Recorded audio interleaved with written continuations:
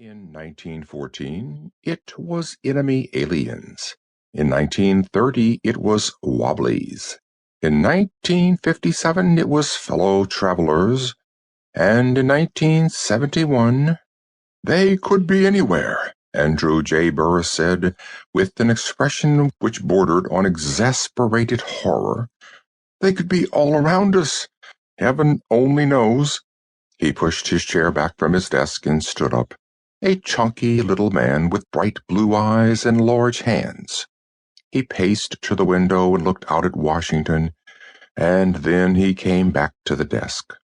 A persistent office rumor held that he had become head of the FBI purely because he happened to have an initial J in his name, but in his case the J stood for Jeremiah.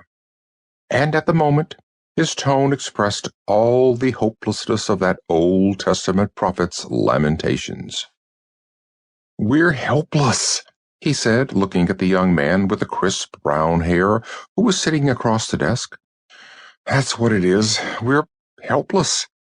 Kenneth Malone tried to look dependable. "Just tell me what to do," he said. "You're a good agent, Kenneth," Burris said. "You're one of the best. That's why we've picked you for this job, and I want to say that I picked you personally. Believe me, there's never been anything like it before." "I'll do my best," Malone said at random. He was 28, and he had been an FBI agent for 3 years. In that time, he had, among other things, managed to break up a gang of smugglers, track down a counterfeiting ring, and capture 3 kidnappers. For reasons which he could neither understand nor explain, no one seemed willing to attribute his record to luck. "I know you will," Burris said. "And if anybody can crack this case, Malone, you're the man. It's just that everything sounds so impossible, even after all the conferences we've had." "Conferences?" Malone said vaguely. He wished the chief would get to the point. Any point. He smiled gently across the desk and tried to look competent and dependable and reassuring. Burris's expression didn't change. "You'll get the conference tapes later," Burris said. "You can study them before you leave.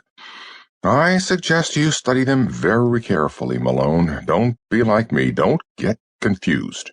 He buried his face in his hands. Malone waited patiently. After a few seconds, Burris looked up.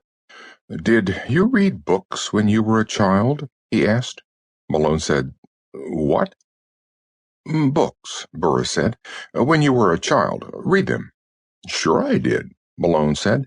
"Bomba the Jungle Boy, and Doolittle, and Lucky Star, and Little Women." "Little Women?" "When Beth died," Malone said, "I wanted to cry, but I didn't. My father said big boys don't cry." "And your father was right," Burris said. "Why, when I was never mind. Forget about Beth and your father. Think about Lucky Star for a minute. Remember him?" "Sure," Malone said. "I like those books. You know, it's funny, but the books you read when you're a kid, they kind of stay with you. Know what I mean?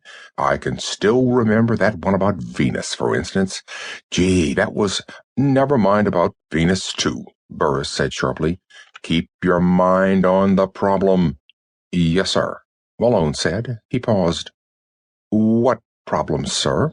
he added. "The problem we're discussing," Burris said. He gave Malone a bright, blank stare. "Just listen to me." "Yes, sir." "All right, then." Burris took a deep breath. He seemed nervous. Once again he stood up and went to the window. This time he spoke without turning. "Remember how everybody used to laugh about spaceships and orbital satellites and life on other planets? That was just in those Lucky Star books. That was all just for kids, wasn't it?" "Well, I don't know," Malone said slowly. "Sure, it was all for kids," Burris said. "It was laughable. Nobody took it seriously." "Well, somebody must..."